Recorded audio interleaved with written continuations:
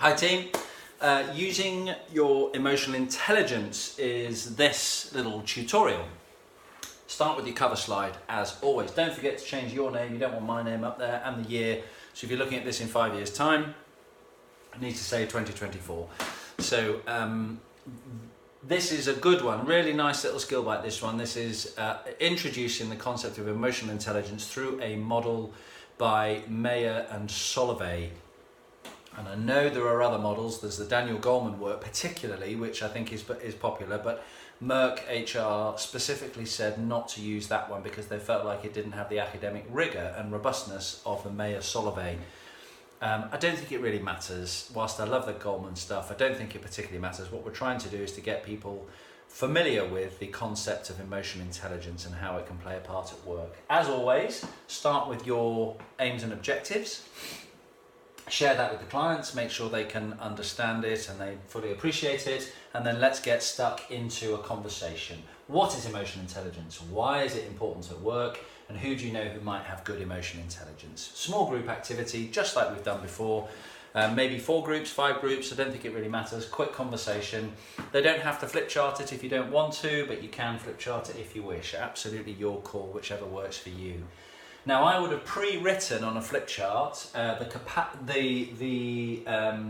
what is, the answer to what is, the sort of working definition that we're going to use. So when you do the plenary debrief, after they've had their small group conversations, listen to what they say is emotional intelligence, and then agree or challenge or explore, and then say, so the working definition we're going to work to, and then you might reveal it on the flip chart, the capacity to be aware of, to control and to express our emotions, together with the ability to manage emotions in others with consideration and empathy. So that's our working definition. Make the distinction between emotions in us and emotions in others. So the self-awareness and therefore use of, and then the others, awareness of emotions in others and helping them process and manage their emotions. So they're the two sort of nuances to draw. Having done that piece of work and explored that and discussed it, we will go on to another small group activity. You need post-its for this one and flip charts. And what they're going to do in 4 groups is to create a list of 1 emotion per post-it, as many emotions as they can think of in 5 minutes. So really let them go to town. And once they get to 4.5 minutes, say, right, 30 seconds left, do 10 more and get them to really try and express themselves. So they write the emotions up and then have a quick scan round in plenary, just looking at what's come up and see if there's any particular differences. That's just a first cut, and it's quite a high-paced activity, really good fun. Then ask if there's any questions, and you are then going to say, check the order here, one moment. What I guess I'd like you to do at this point is to say, now, taking those emotions, filter them into 4 broad categories. So they're going to take all their post-its and you're going to give them the 4 categories: happiness, sadness, anger and fear. Happiness, sadness, anger and fear. And they're going to distribute their emotions into those categories. Now, some people may say there are 2 more, which is surprise and disgust. So people may introduce those 2 and say, yeah, but isn't there 6 broad emotions? Be comfortable with that challenge. It doesn't matter if they raise that. So yeah, some people categorize it with surprise and disgust as well, and absolutely, let's do that. And then somebody might also say, is lust not an emotion, or sexual emotions? And yes, they are. And some, that may well come into the conversation. But say for the purposes of the workplace and being effective, we might not actually start to use our categorization of lust and sexual emotions. So you can play around with that and have a bit of fun. So what they're going to do then is to take their list of post-its and distribute them into happiness, sadness, anger and fear, and disguise and disgust if you wish. But stick with the happiness, anger, sadness and fear. That's probably the safest place to stick. And then you should find that they can quite easily distribute. They might do a quad, or they might create 4 bands on the flip chart. I don't mind which they do. And we're looking at them categorizing emotions. Some people may reference Inside Out, the film. Absolutely fine. You can smile and laugh about the film and talk about what a great sort of bit of insight it is into emotions within people.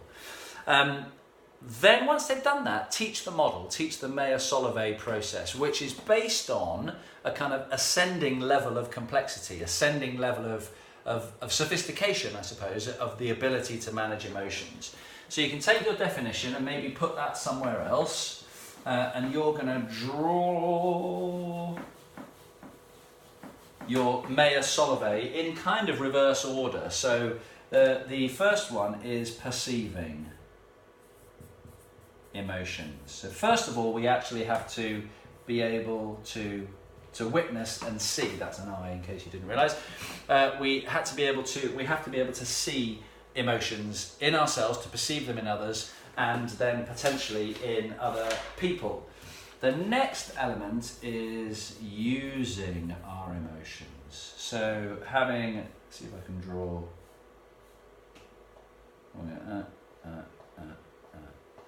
So is that a spanner? That's good enough, isn't it? There we go, little tool. So using our emotions, are we able to perceive emotions and then use them effectively? The next one is to understand. And that's being able to read the signals and signs. That's being able to understand the emotional language that people have and that people use. Noticing when we say, I am frustrated, or that's interesting. There's a layer of, yes, it might be interesting, but you might actually be disagreeing. So are you sophisticated enough to spot that when someone uses the word interesting, they might actually be disagreeing? Very, very common in terms of, you can make the stereotype with English versus German. You know, how do you know if an Englishman disagrees with you? He says, interesting. So you can play with that as an idea. So that's understanding. And then finally, managing. And that's using emotions in order to achieve an outcome. That's using emotions. I could draw a little, I was thinking about understanding. There we are. Little brain. And then in terms of managing, we've got a person who is able to sort of manage around other people. You know, they're the sort of leader. And they're able to manage others and manage themselves and use emotions in order to, you know, if somebody's frustrated, you use that constructively in order to break through a problem and achieve an outcome. And draw on here a kind of arrow of sophistication. So we're increasing in difficulty or sophistication, or if you were to score it, which you can do use questionnaires, we're increasing in someone's emotional intelligence as they go up this level. So we've done the brainstorm, we've done the categorization, we've taught the basic model, then we are into them trying to integrate it and work with it. So in groups of 3, take turns and pick a broad emotion, one of our 6, and describe where you feel in your body at a time where you feel it in your body. So notice the sort of sensations and the feelings, and a time when it got the better of you and you could have handled it more skillfully. So we want people to start increasing their ability to perceive and use by doing this exercise. So they might pick sadness. Where did they feel that? Did they feel that in their chest? Did they feel that in their tummy? So we're starting to get them. The emotional world largely comes from the body. The thought and the intellect comes from the brain. But actually, in order for the signals to be translated into language and into the ability to use it, we have to have a very good felt sense. So where do they notice fear and anxiety? I know that I notice anxiety kind of just above my belly button, but below my mid-chest line, here in the sort of high stomach. And you can talk to them about where they notice these things.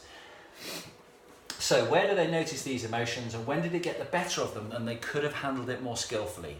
3-way discussion. If you want to give the handout at this point, absolutely give the handout, and they can use that as a basis. The handout is good and it allows them to explore it.